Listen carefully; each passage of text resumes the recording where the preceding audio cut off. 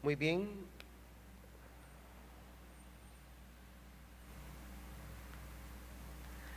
Es este martes el último martes de la Escuela de Predicadores de este año.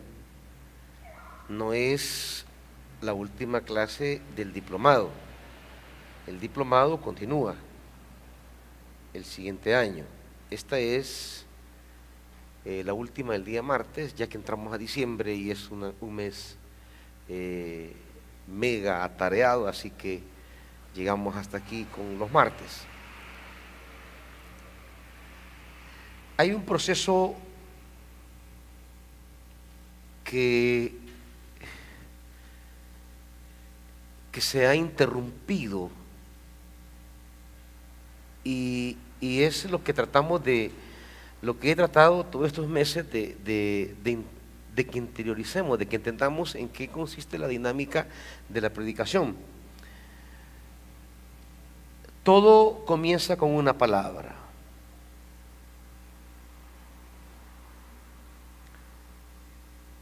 Los textos bíblicos dicen: y vino palabra del Señor, o vino palabra a mí. Lo que viene es una palabra.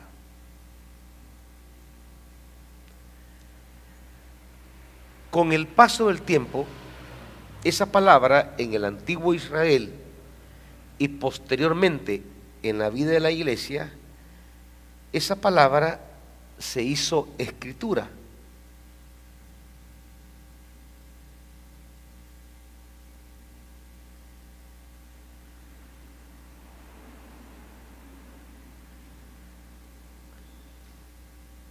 Y el problema, digamos, que la iglesia evangélica tiene hoy día es que entiende la predicación como predicar las escrituras.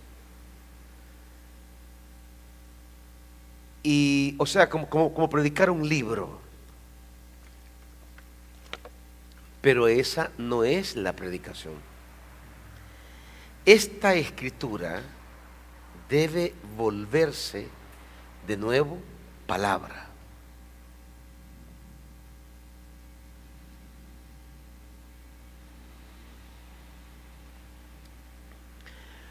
No predicamos un libro. Esa es como de las cosas que yo quisiera que vayamos separándonos del resto de cómo en la iglesia evangélica se entiende la predicación. No predicamos un libro.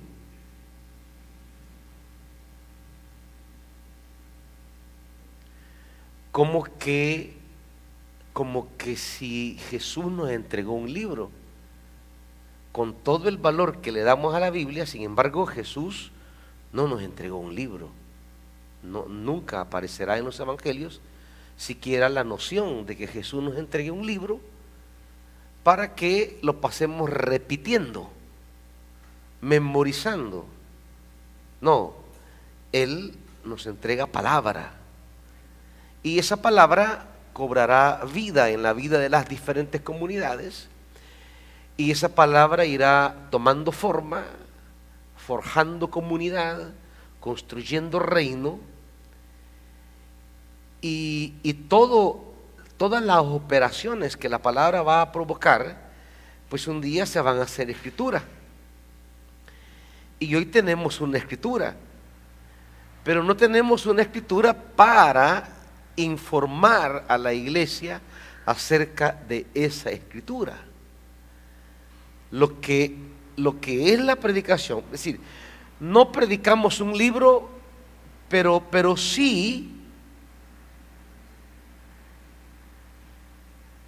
lo hacemos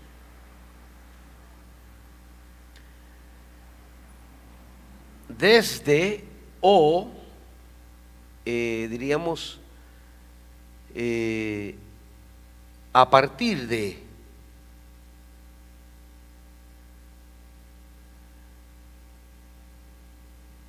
una escritura. Bueno, no sé si realmente es a partir de una escritura, porque Lo que yo estoy transmitiéndoles a ustedes es lo que es mi experiencia en la predicación. No estoy trayendo información de algún material previo, porque yo estoy consciente que la manera en que predico no corresponde a los patrones de predicación actuales. Mi modo de predicar no es el modo de predicar de los manuales homiléticos en la actualidad. Por tanto, el diplomado que ustedes están recibiendo responde más bien a la experiencia de sistematizar la manera como yo entiendo la predicación y la manera en que esa predicación se ha abierto camino en la práctica a través de más de 40 años. Entonces,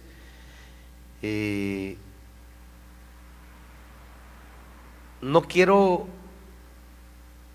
que pensemos que la escritura se deja de lado, pero tampoco quiero que pensemos que la escritura es el contenido de la predicación. Hermano Miguel.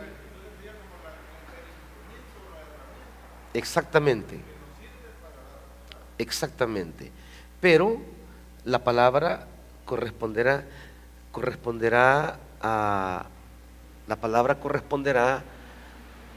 a otros impulsos. Es decir, a veces no necesariamente tengo delante de mí una escritura en la que el Espíritu me da una palabra. A veces tengo una situación, a veces tengo una problemática, a veces tengo una preocupación, a veces simplemente llega. Lo que quiero decirles es que para que voy a formular mejor este punto, porque lo que quiero precisar es la palabra tiene una dinámica divina. Eso quiero que me entiendan. La palabra tiene una dinámica divina.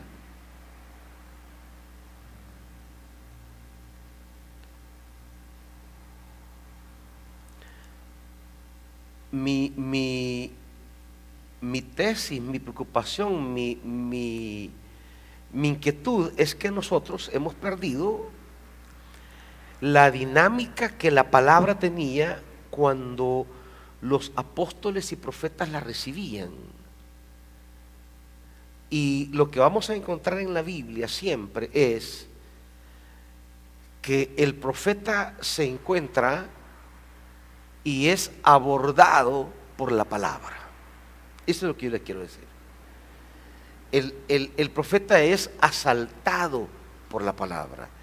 No es que él está en un estudio bíblico. No es que él está en un devocional necesariamente. No, él está. Y la palabra le llega. Esta es para mí la dinámica que en la predicación se ha perdido. Porque en el ejercicio de la predicación, tal como la iglesia evangélica la entiende hoy, la palabra le viene cuando usted estudia la Biblia. Y en parte es cierto, tiene su noción de verdad, pero eso ha convertido a la predicación en la exposición de un libro. Y yo creo, en el ejercicio de mi predicación, es que la palabra no es la exposición de un libro. Por eso me separo de aquellos cursos que se llaman expositores bíblicos, o entender la predicación como la exposición bíblica. Sí, la Biblia ocupa un lugar fundamental, eso está claro, ya lo voy a colocar como como un elemento central en la predicación. Pero lo que estoy queriendo que ustedes me entiendan es que la palabra es una realidad mucho más allá de la Biblia y más grande que la Biblia. Y la palabra, digamos que la palabra, poniendo en esquema lo que acabo de decir, la palabra no responde a un libro, la palabra responde a Dios. Esta relación es la que quiero plantear. La palabra no es el resultado de un libro, no. La palabra es una iniciativa divina. La dinámica de la palabra es una dinámica que nace en Dios. En Dios. Y aquí hablo entonces de esta realidad divina que muchas veces omitimos en la predicación. Miren, los pentecostales, o más bien los neopentecostales, hace unos años, por los años a mediados de los 80, 90, ellos comenzaron a hablar de dos términos queriendo explicar dos procesos. Ellos hablaban, y ustedes oyen todavía a la gente decirlo así, dicen, tengo un rema de Dios, dicen, ¿verdad? Y hay un logo de Dios. Yo sí creo que ellos acertaron en algo. Ellos acertaron en identificar o reencontrar dos procesos que se dan en la predicación. Lo que creo que se equivocaron, y eso es debido a que no tienen el instrumental teológico y bíblico adecuado para precisar los términos. Ellos le llamaban rema, que es una palabra griega que significa palabra, y logos, otra palabra griega que también significa palabra. Solo que ellos inventaron, porque es un invento, que rema es una palabra, decían ellos, que no viene ligada a la escritura, sino que es como un chispazo divino, ¿verdad? Rema, decían ellos, es que Dios les visita y les da una palabra, una revelación, una comprensión. Y logo, decían ellos, es la palabra que encontramos al leer el texto, las escrituras. Claro, llamarle rema a una cosa y logos a otra cosa fue una mala decisión, porque la palabra rema y logos prácticamente significan lo mismo en el Nuevo Testamento. Es decir, no hay una distinción de que rema sea una cosa y logos sea otra. Es más, en muchos pasajes del Nuevo Testamento, que son textos paralelos, en un evangelio se va a usar rema, en el otro se va a usar logos. Como cuando Mateo usa reino de los cielos y Marcos usa reino de Dios.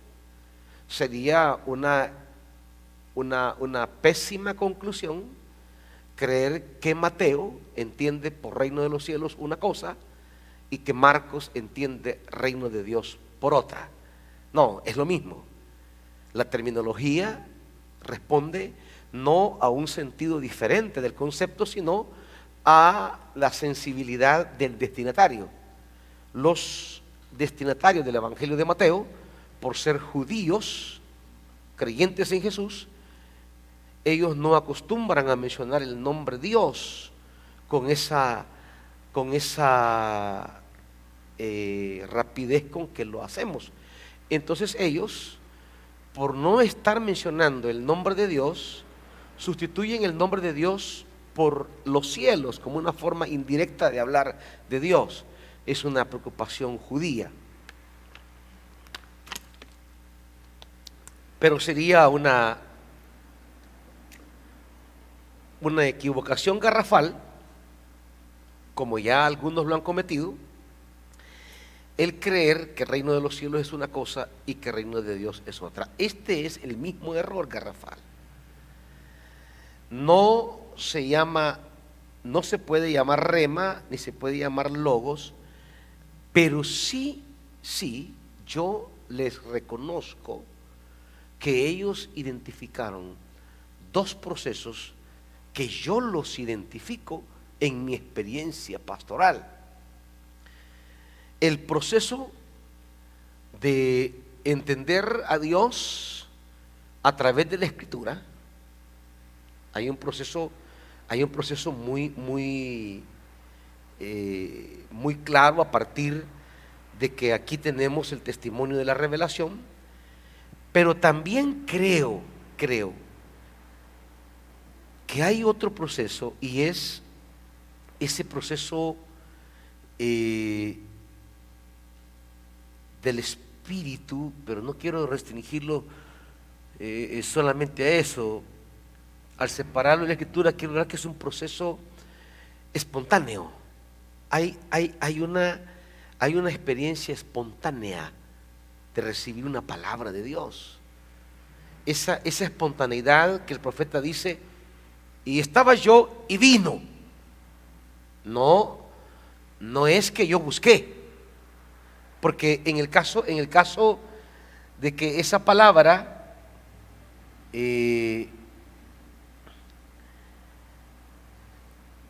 vamos a quitar la idea de logos y rema, pero hay un proceso que yo reconozco, que es el proceso, le quiero llamar espontáneo,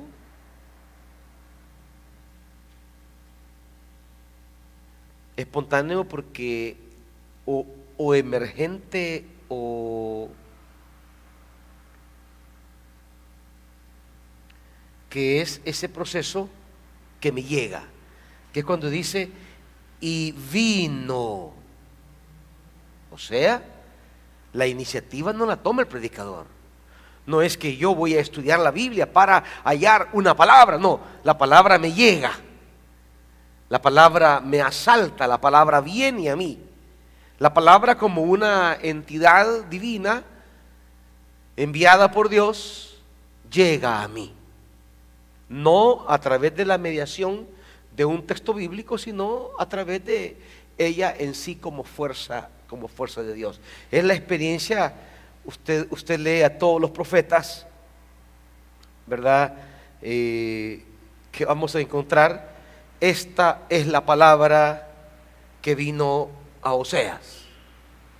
No se dice es la palabra que Oseas encontró, es la palabra que Oseas descubrió, es la palabra que Oseas estudió. No, es la palabra que vino.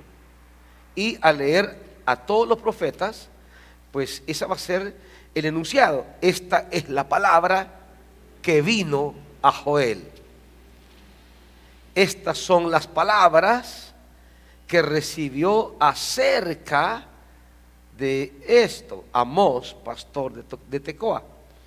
Y quizás es Ezequiel, ese profeta que nos refleja esa espontaneidad.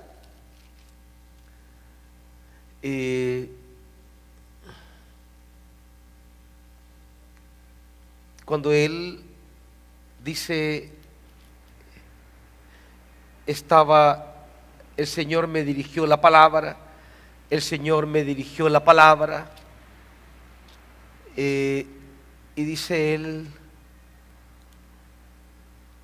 yo estaba a orilla del río Quebar y la palabra del Señor vino a mí. Y mientras me hablaba el Espíritu, o sea, lo que hay es, ¿mande? Sí, hay una presencia que me interpela, que me asalta, que me sale al paso. Hay una realidad espiritual que sin estar yo estudiando un texto, sin estar yo meditando necesariamente, de repente el Espíritu me asalta con una comprensión, con un proceso comprensivo de una realidad espiritual. No sé si me entienden esto. Y no sé, en la experiencia de la predicación de ustedes, si lo han vivido alguna vez, porque es lo que yo trato de transmitir en la experiencia de la predicación, y ustedes lo podrán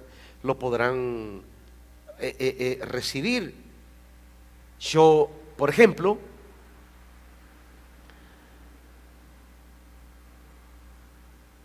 he subido al púlpito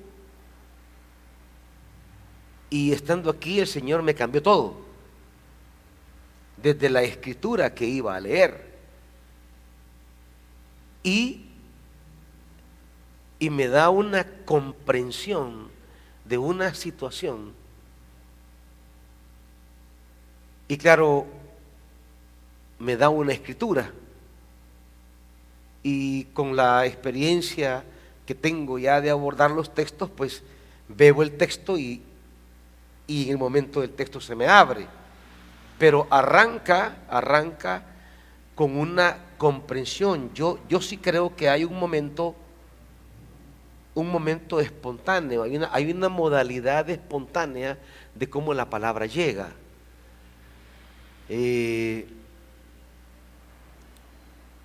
Claro, esto se puede prestar a malos entendidos, porque en el mundo pentecostal, que es donde tradicionalmente se ha descubierto este proceso, esto lo llevó a muchos de ellos a desvalorizar el estudio de la Biblia, lo llevó a marginar la escritura como pilar de la predicación. Y claro, eso jamás es mi propuesta, ni es la conclusión, ni siquiera se puede derivar de este punto que estoy resaltando, ni siquiera se puede derivar que la escritura sea marginada del proceso de la predicación. No, Dios nos libre de eso, pero sí estoy claro que hay un momento donde la palabra viene desde Dios mismo, sin la mediación de la escritura, como de hecho ocurrió cuando no había Biblia, ¿verdad? Pero había palabra. No había Biblia, pero había palabra. Los profetas tenían palabra, pero no tenían Biblia, porque la palabra está antes de la Biblia, durante la Biblia y después de la Biblia. Pastor Portillo. Siervo, esta experiencia se podría comparar como cuando el ángel llegaba donde José y le decía: muévete aquí, muévete para allá, que los iba dirigiendo. Correcto. Esa experiencia, sí. Correcto. Bueno. Hay en lo que acaba de tocar el pastor Portillo, vamos al pasaje, porque aquí van a estar inmersas las dos dimensiones. Fíjese bien, Mateo. Muy bien. Buena referencia, Portillo. Por ejemplo, vamos a Mateo. Tomemos esa parte que menciona el pastor acerca de la dirección divina. Vamos a Mateo 2.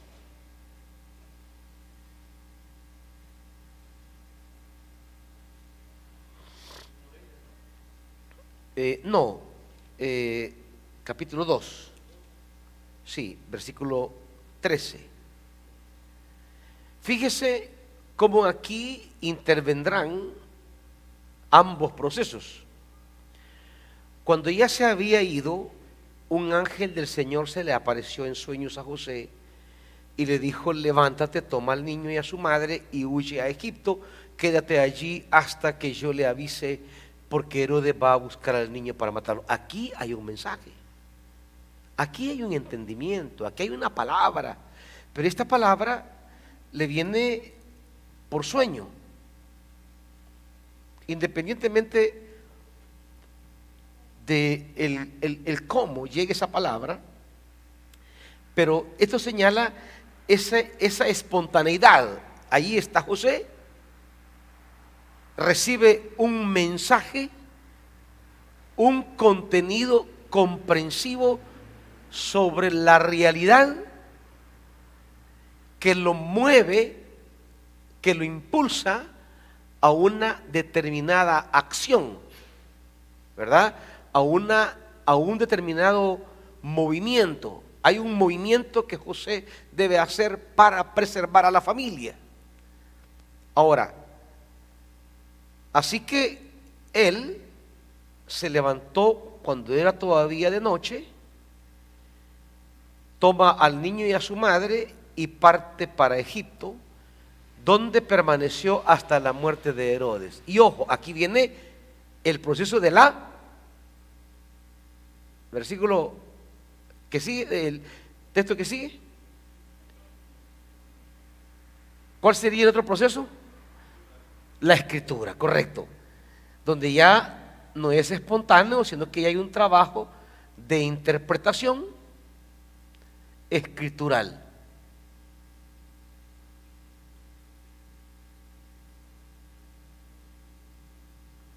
Aquí hay dos procesos: el proceso de asalto divino, pero hay un proceso de comprensión escritural. De este modo se cumplió lo que el Señor había dicho por medio del profeta: de Egipto, lléveme a mi hijo. Hay una escritura presente, pero es una escritura. La escritura es momento segundo, si queremos verlo así. La escritura es un momento segundo.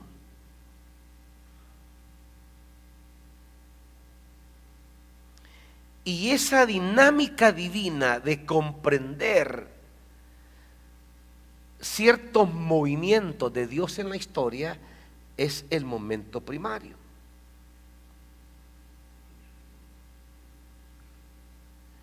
Y aquí en el movimiento primario está el talón de Aquiles de la iglesia, porque hemos convertido la predicación en una cuestión metodológica. La homilética que se predica en muchas iglesias es una cuestión técnica, pero en un primer momento la predicación es un acontecimiento profético, espiritual, celestial. A mi encuentro con la escritura le debe anteceder un clic con Dios, con el Espíritu, respecto a la comprensión de cierta realidad. Y váyanme bien,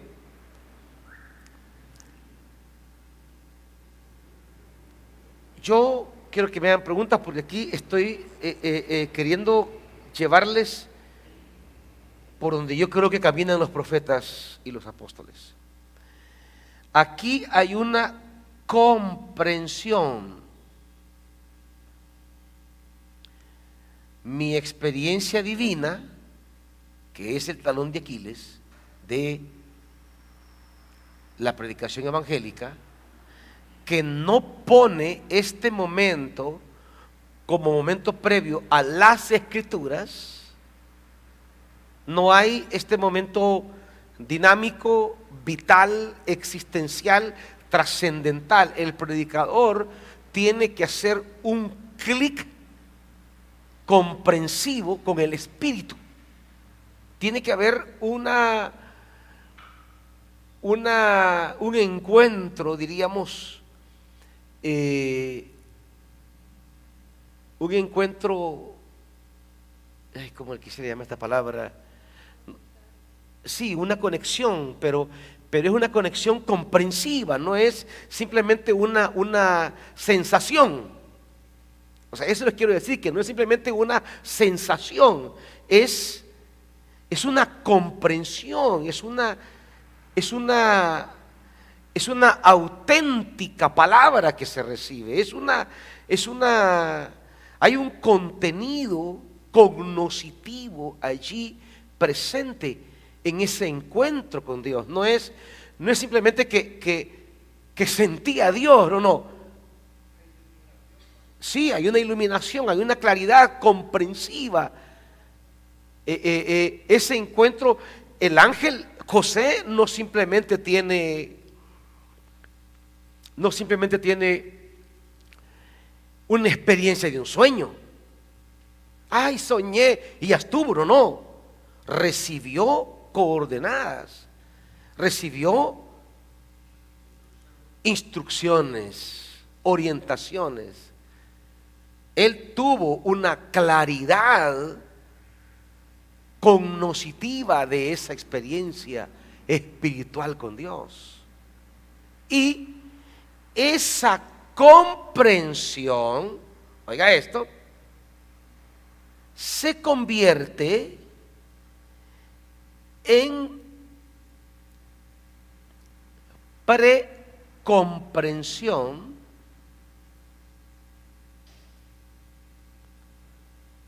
cuando voy a la Biblia. Dice bien,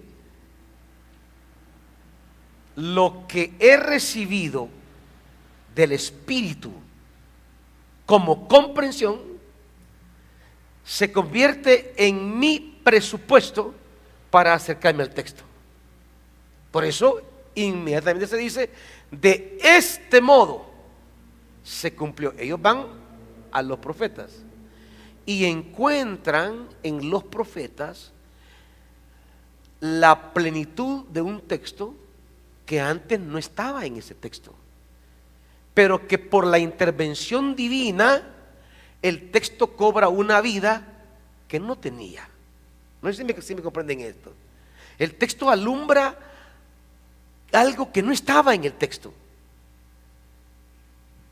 Se lee el texto de una manera que no se había leído antes, porque la fuerza iluminadora del texto no está en el texto. La fuerza iluminadora del texto está en el Espíritu que lo ilumina. Y por tanto el Espíritu no ilumina el texto, ilumina al intérprete. Y el intérprete va con una nueva luz, con nuevos ojos al texto. Sigamos leyendo para ver esta dinámica.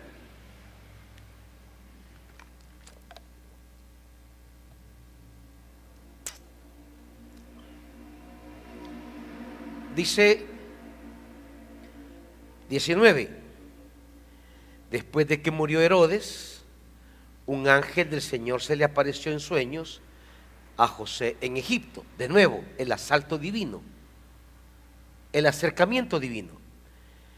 Y le dijo: levántate, toma al niño y a su madre y vete a la tierra de Israel. Así que, 21, se levantó, tomó al niño. 22, pero al oír que Arquelao reinaba, tuvo miedo. Advertido en sueños por Dios, se retiró al distrito de Galilea. Se fue a vivir a un pueblo llamado Nazaret. Con esto se cumple lo dicho por los profetas, lo llamarán Nazareno. Entonces, aparece la dinámica espontánea que lo mueve a Nazaret, y eso hace leer los profetas de una manera distinta. Entonces, los hermanos neopentecostales, yo creo que ellos han acertado al entender que hay como dos momentos que forman parte de la experiencia de traer una palabra al pueblo. Claro, ellos se equivocaron en ponerle nombre, que es lo que ha pasado siempre con los pentecostales. yo creo que el movimiento pentecostal descubrió una dinámica descuidada. Por ejemplo, yo recuerdo muy bien, venía de la misión centroamericana, había un joven allí que era parte de la juventud. De repente un sábado llegó con un dinamismo que no tenía, con un fuego, con una efervescencia, y comenzó a exhortar a los jóvenes, a desafiarlos, y todos nos preguntábamos: ¿y qué le pasó a este hombre? ¿Qué le dieron? Y claro, nos contaron que había ido a una iglesia pentecostal y ahí había recibido el bautismo del Espíritu Santo. Una idea que no iba mucho con la misión centroamericana, así que el joven terminó saliéndose de la centroamericana y se convirtió en un gran predicador de esa nueva iglesia, un prominente predicador. Ahora, claro, viene la inquietud. En la misión centroamericana, cuando vimos ese fenómeno y que empezó a generar inquietud en el resto de jóvenes, la iglesia como autoridad comenzó un curso que se llamaba el tema del bautismo del Espíritu Santo. Había un folletito amarillo que uno casi se lo aprendía de memoria sobre qué es el bautismo del Espíritu Santo en el Nuevo Testamento. Y claro, hecho por gente estudiada, y en efecto, lo que le había pasado a este muchacho no era lo que en la Biblia se llama el bautismo del Espíritu Santo. Y con eso nos dejaban quietos y tranquilos, pero nadie se preguntó: vaya, está bien, si lo que a él le sucedió no fue el bautismo, porque el bautismo es otra cosa, pero ¿qué fue lo que le sucedió? ¿Qué fue lo que le pasó? Eso nadie nos lo respondía, ni siquiera ponían la pregunta en la mesa, sino que el objetivo era dejar en claro que lo que le pasó no es el bautismo, y por tanto está equivocado. Sí, es cierto, están equivocados en la nomenclatura, en el nombre que le pusieron, pero ¿qué pasó? Porque no podemos negar que el hombre le había pasado algo que lo había potenciado a un nivel de compromiso cristiano con la predicación de una manera especial, que no lo teníamos nosotros, que éramos pasivos, cómodos. Las mentadas reuniones eran más, bueno, hasta le llamábamos sociedades, pues sociedades juvenil, más que ministerio, una sociedad, porque ya la nomenclatura refleja la condición de una iglesia. Así, sociedad femenil, sociedad de jóvenes, sociedad, o sea, ya casi que es un club la cosa, ¿verdad? Entonces, aparecen ellos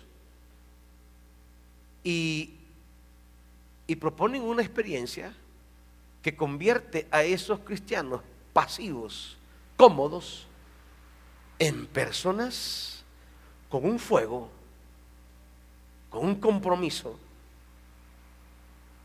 Entonces, ¿qué le sucedió? Nunca indagamos eso. No es el tema aquí para proponerles cuál es mi explicación. Pero lo que sí les quiero decir es que hemos cometido un error cuando combatimos los conceptos, pero no nos preguntamos sobre los procesos reales. Con los pentecostales igual. Las iglesias combatieron eso de rema y logos, diciendo que eso no es correcto, que es una nomenclatura equivocada.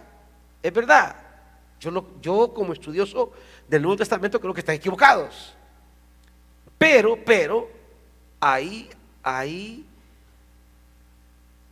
hay ahí señalado dos procesos que yo sí distingo en la Biblia. Un proceso espontáneo, un proceso que Dios me asalta, me encuentra, como se encontraron los apóstoles, pues ellos estaban ahí pescando tranquilos. La palabra les llega allí, la palabra que es Jesús, y les llega con una palabra: vengan y síganme. Son asaltados por una palabra que va a reconfigurar su existencia, una palabra que va a reordenar su manera vocacional de vivir. Son pescadores y a partir de allí abandonan las redes y siguen a Jesús. Y son prisioneros de una comprensión nueva que va a marcar sus vidas. Y se vuelven en mensajeros de una comprensión nueva que va a marcar la vida de otros. Este momento, Pablo va allí tranquilo, camino a Damasco, lleva una agenda, no va leyendo la Biblia, no va orando, va planificando la estrategia de exterminar cristianos. En eso se le aparece ese momento. Ese momento es lo que yo señalo como un momento que es una pérdida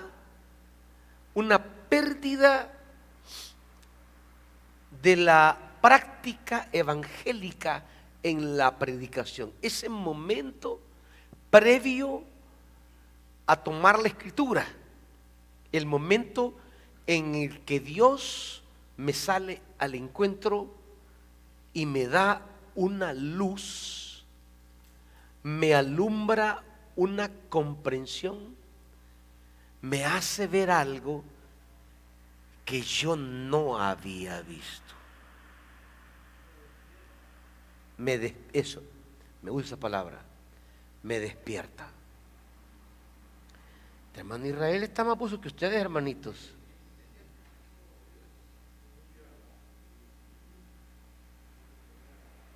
Me despierta, me abre la mente a algo que no había visto.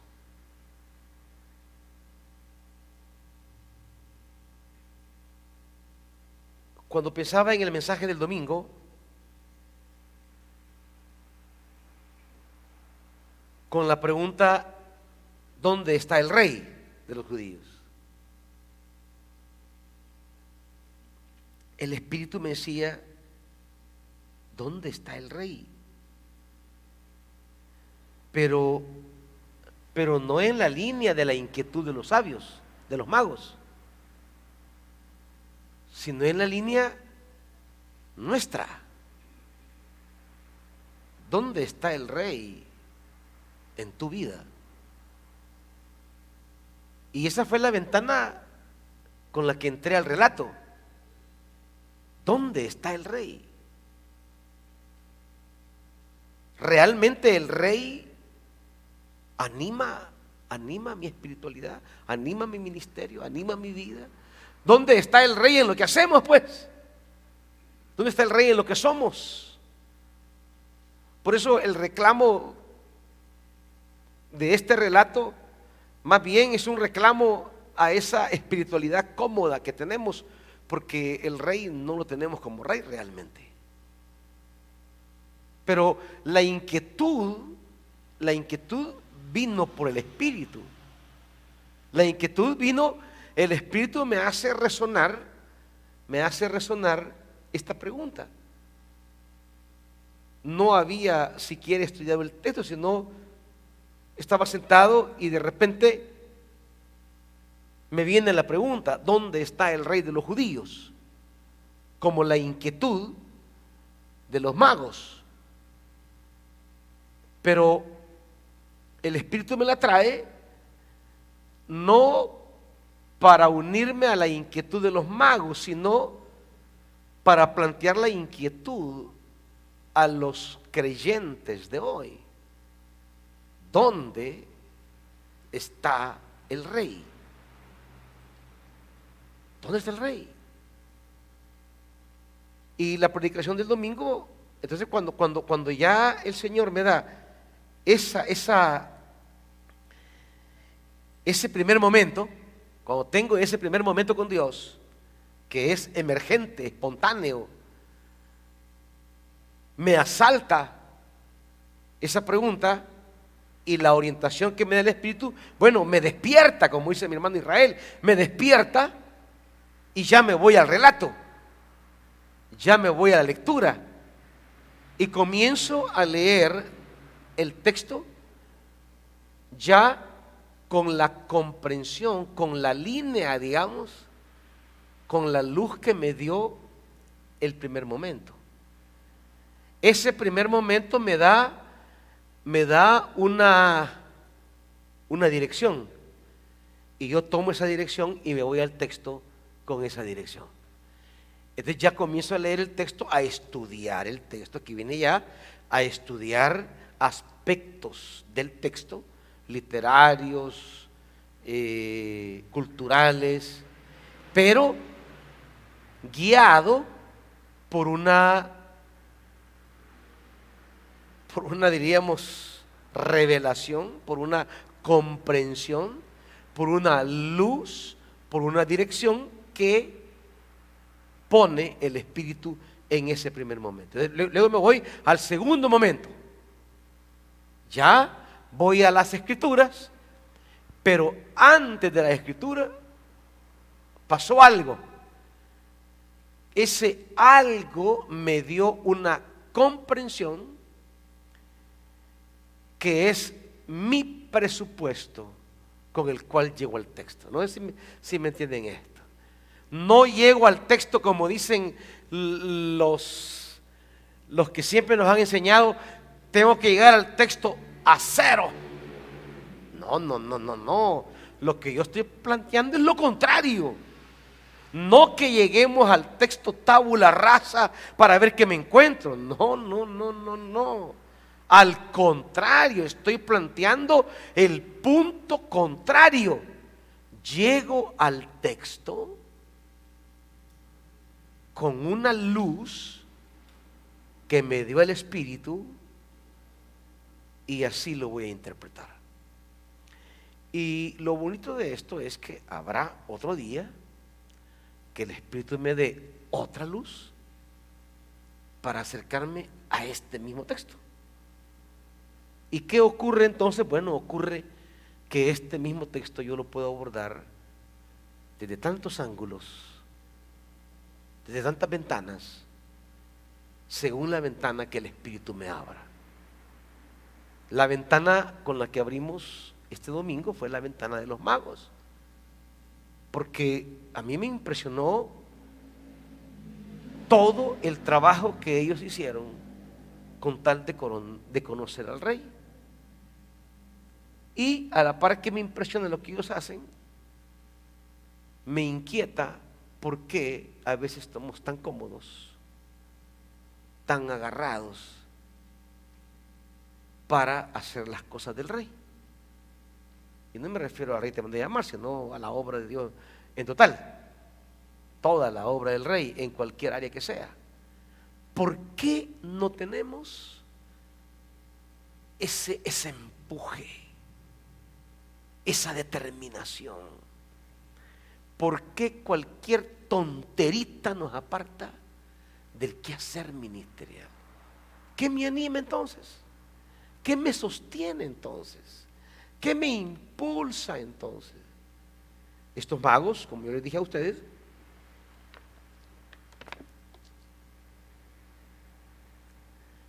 más de 2000 kilómetros caminaron.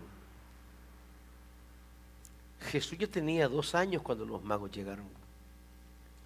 No crean que es como los lirios, que estén en el pesebre, va. No. Jesús ya andaba caminando ahí, ya andaba cabreando, como decimos, va. Ya andaba saltando ahí. Ya tenía 2 años por lo menos. Por eso será de 2 años abajo que Herodes va a mandar a matar a los niños, porque es la edad que más o menos tenía Jesús cuando los magos llegaron a verlo. ¿Cuánto tiempo les llevó a ellos? ¿Cuánto camino recorrido? Llevando, cargando sus regalos para presentárselos en adoración. ¿Y nosotros? Entonces, yo creo que hay estos dos momentos en el cual la palabra llega, ¿verdad?, a nivel del predicador. El predicador se va en un segundo momento a la interpretación escritural, y hay un tercer momento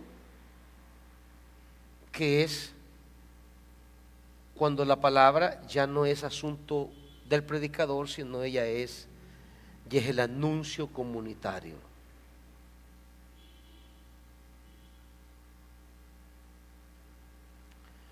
Lo que comenzó como una palabra debe terminar en una palabra a la comunidad. Las escrituras son como un puente, pero la predicación no se queda en la escritura. La predicación de la escritura debe nacer una palabra, ¿verdad? ¿Alguna pregunta, hermanos, o comentario, o cómo usted entiende, asimila, ve, practica? Hermano Israel, luego Pastor Portillo, como que son los únicos dos que predican aquí, hermano Israel y hermano Portillo. ¿Hermano Israel? Bendiciones, siervo. Yo diría que deberíamos de tener una llenura espiritual, para ¿Una? llenura Sí, espiritual, claro. para la predicación.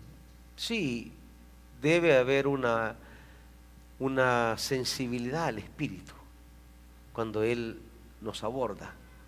Gracias. ¿Portillo?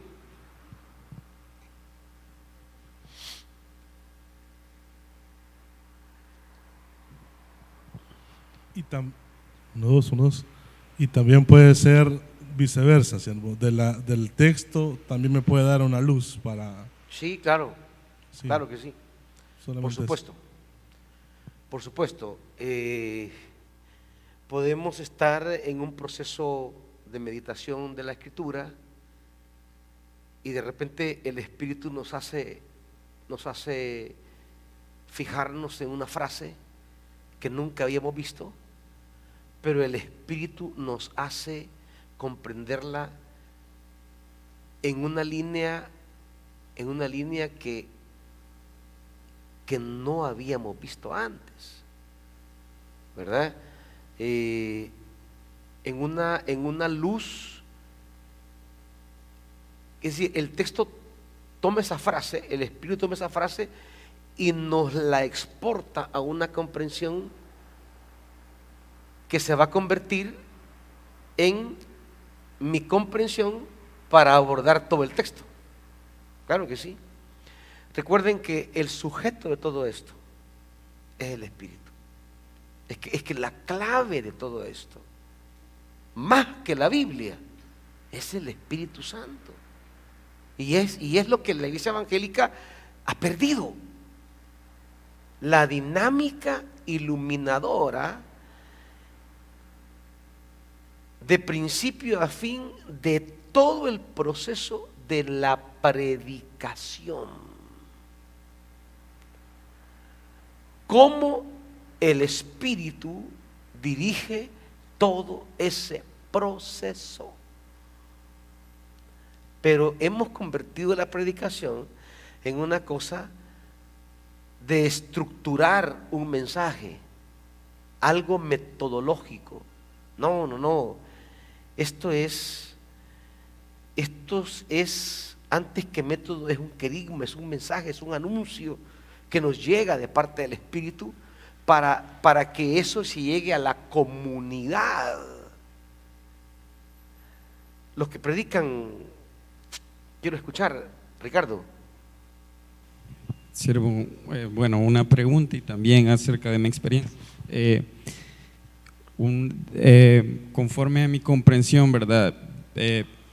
Recuerdo que en el 2012 empecé a predicar en las comunidades, ¿verdad? En las conexiones. Entonces, una de las cosas que me he preguntado, ¿verdad? Cada rato es que uno de alguna manera trata de sistematizar eso, ¿verdad? Porque uno trata de buscar como una lógica, pero una de las cosas que yo he comprendido es que muchas veces lo divino o el espíritu te va a confrontar conforme al contexto en el que vos estás experimentando o predicando, porque muchas veces digamos en los lugares, en las diferentes comunidades que he predicado, me he enfrentado a diferentes problemas, ¿verdad? Con respecto al tema que había digamos, el tema de las pandillas y todo eso. Entonces, uno en ese contexto,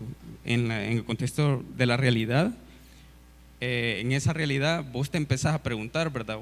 Bueno, yo en mi caso, yo me comienzo a preguntar, ¿verdad? Señor, Espíritu Santo, o sea, ¿qué es lo que querés, ¿verdad? ¿Qué es lo que vos querés hablar aquí, ¿verdad? ¿Qué querés decir, ¿verdad?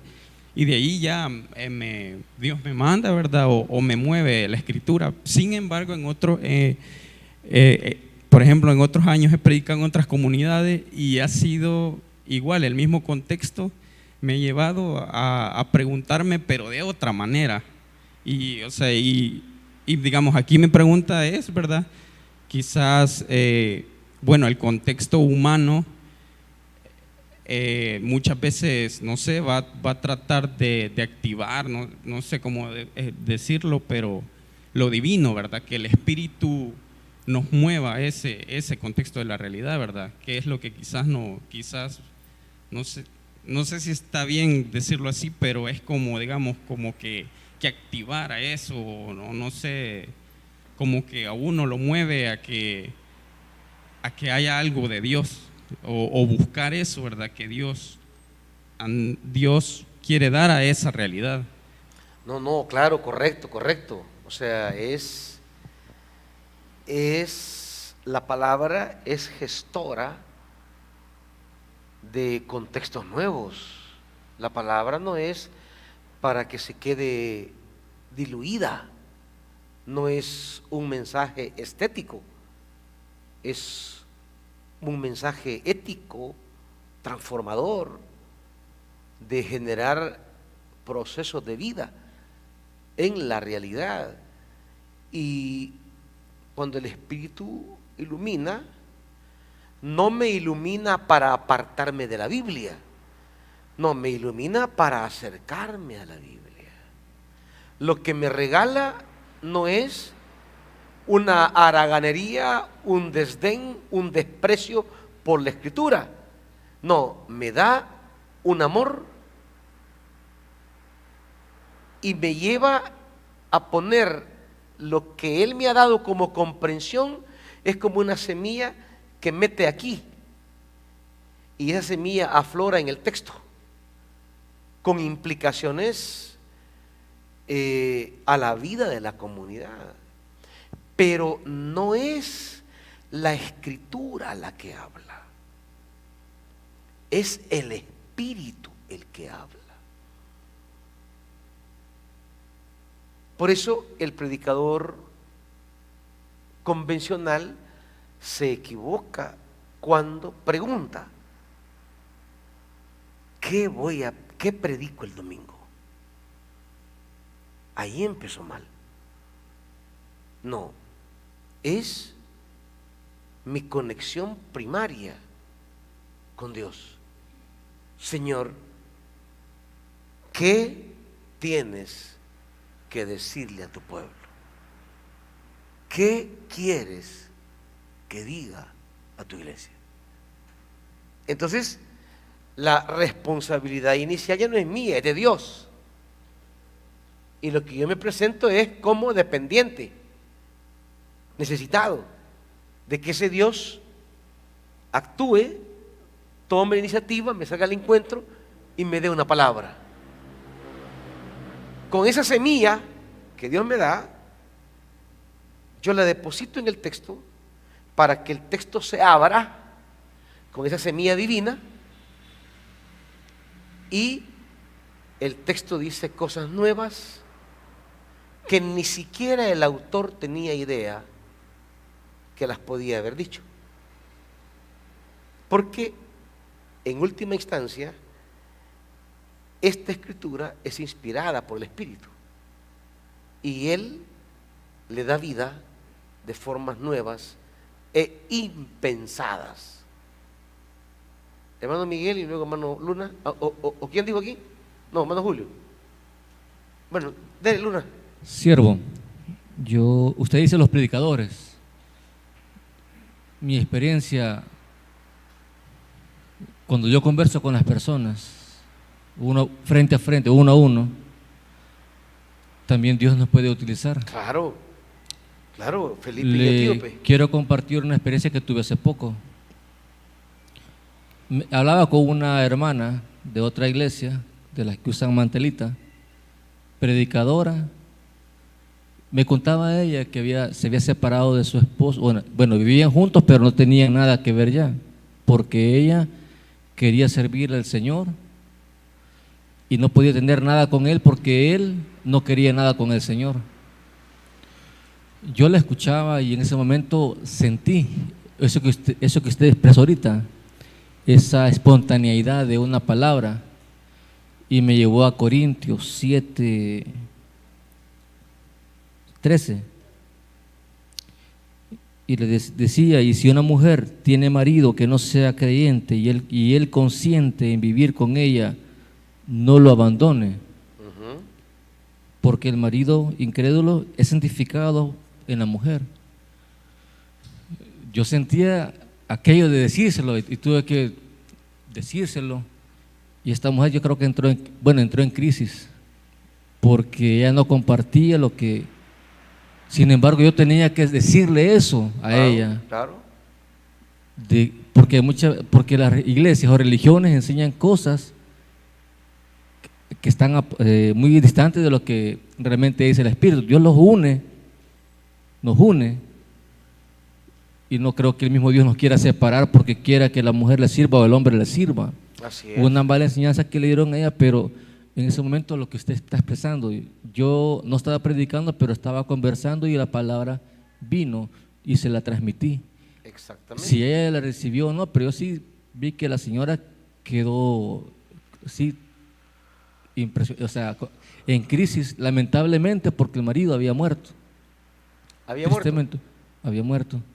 Y hacía varios años que se había separado, y Se ella fue como sin comer. predicadora, que no siga enseñando lo mismo. Esa es mi experiencia, pastor. Exactamente. No, ahí es el mismo proceso, porque el proceso es dar una palabra. Y una palabra se da a un individuo o se da a una comunidad.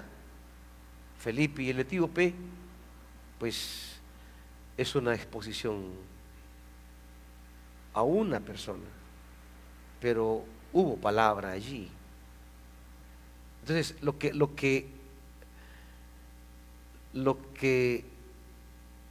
trato en resumen de decirles, hermanitos, es que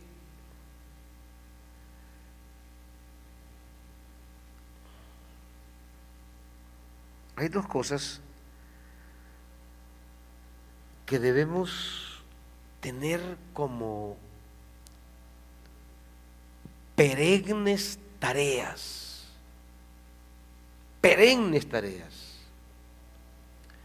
La primera tarea tiene que ver con el Espíritu Santo.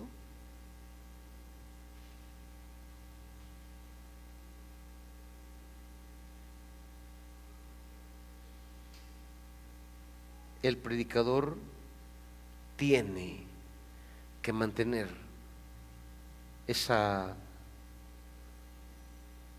canal abierto con el Espíritu Santo, porque Él es la matriz de todo. Él es el origen de todo. Él es quien dirige todo el proceso de la palabra. Si yo tengo un cortocircuito con el Espíritu Santo, tendré un cortocircuito con la predicación, con la palabra. El predicador tiene como primera gran tarea mantener un canal abierto de comunión y comunicación con el Espíritu Santo. Si usted como predicador no tiene esa comunión de la que habla Juan con el Consolador, difícilmente tendrá el empuje, la alegría, el gozo, la fluidez, el denuedo, la fuerza y la perseverancia en la palabra.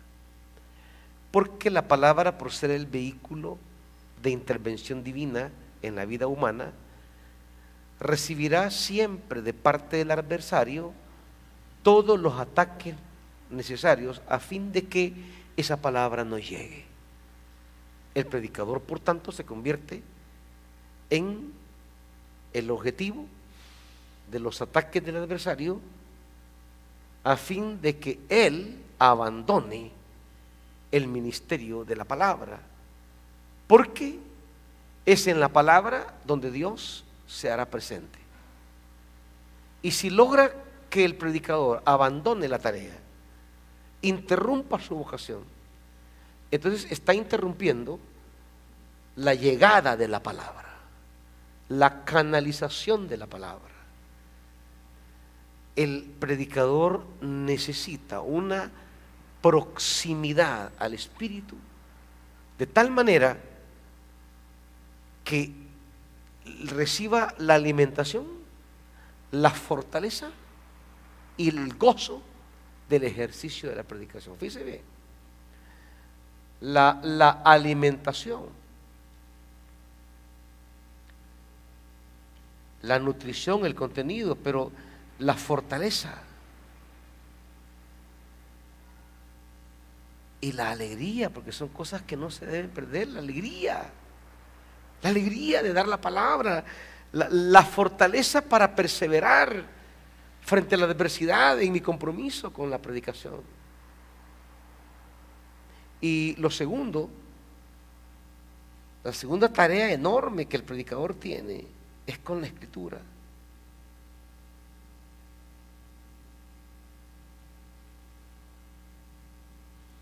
El Espíritu le va a dar amor por la Escritura. Esa que habla el salmista: oh, cuánto amo yo tu ley. Que no es ley en el sentido así, sino que oh, cuánto amo yo tu instrucción. Yo amo que me instruyas. Amor es lo primero. Disciplina. Estudiar es para disciplinados, no es para cualquiera. Estudiar requiere una disciplina de leer, investigar, comprar, adquirir, conseguir recursos. Es toda una disciplina. Es toda una es toda una escuela realmente.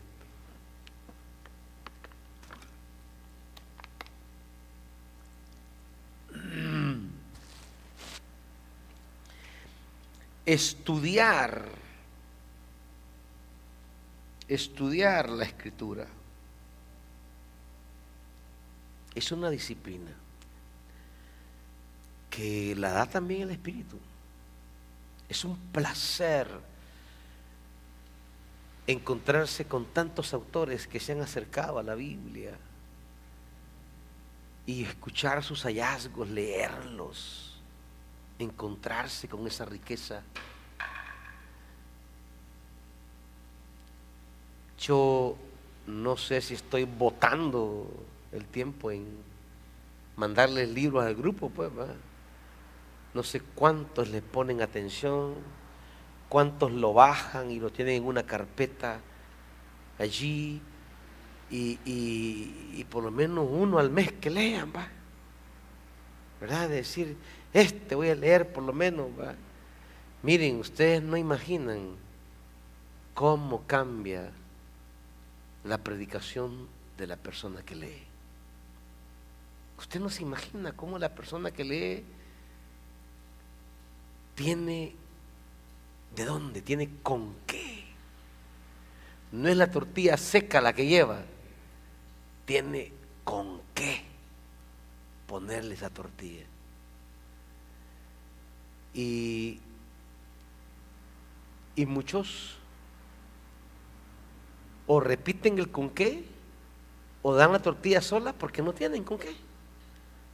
Porque el con qué ya viene de estudiar, de investigar, de conocer.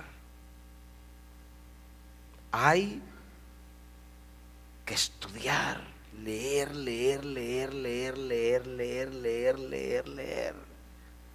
El predicador debe leer. Y entonces, cuando se une esto, el Espíritu Santo y la Escritura, son bombazos, son patadas, y no charlacitas, charlitas ahí. No, son fogonazos de Dios que llegan a la vida de las personas. Son bocanadas de aire que animan, iluminan, levantan y empujan a la gente. ¿Estamos, hermanitos? Que Dios me les bendiga. Si no hay, vean qué hacen.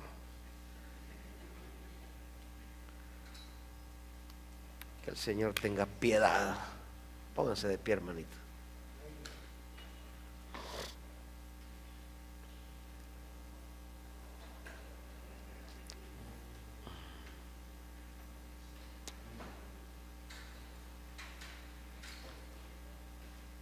Pero cuando usted predique, algo tiene que pasar. Si no, tiene que revisar seriamente su predicación. Padre,